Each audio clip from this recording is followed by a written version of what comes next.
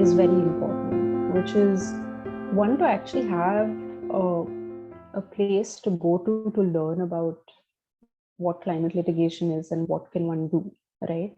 That's the first question. Once we sort of assume that's being addressed by the initiative that you're setting up, the next is, how do we build collaborations? I feel the biggest way to strengthen climate change litigation in the Indian context is we need to build a network of lawyers, researchers, scientists, and activists.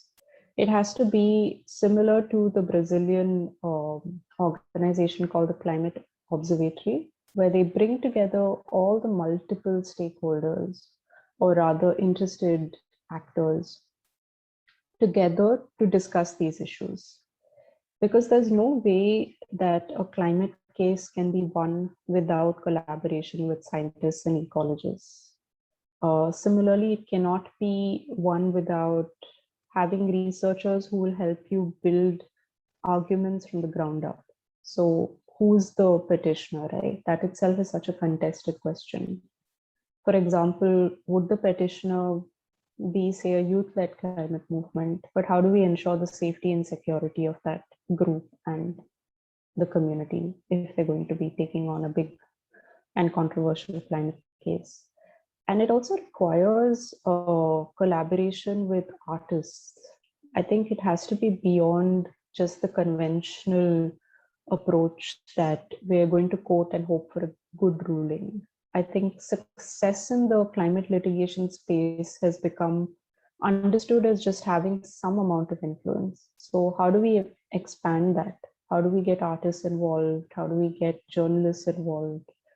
How do we get filmmakers involved to really complement the litigation effort with strategy that will start to change narratives around this, right? The last thing we want is climate litigation to fall into that trap of environment versus development, because it's not about that. It's about ecological integrity. It's about the future of the human species on this planet. Not all of us can afford to go to Mars. So it's about how we then create those complementary narratives and create social acceptance and gravity of the issues communicated well.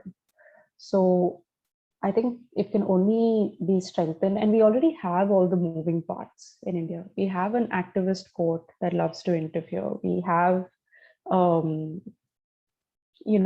very strong environmental movement, which has been working on so many issues since the 1970s that it's really well-oiled and ready to take on this question.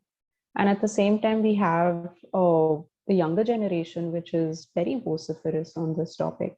So how do we use these elements that are in our favor to really make sure that we have, expanded influence on the question?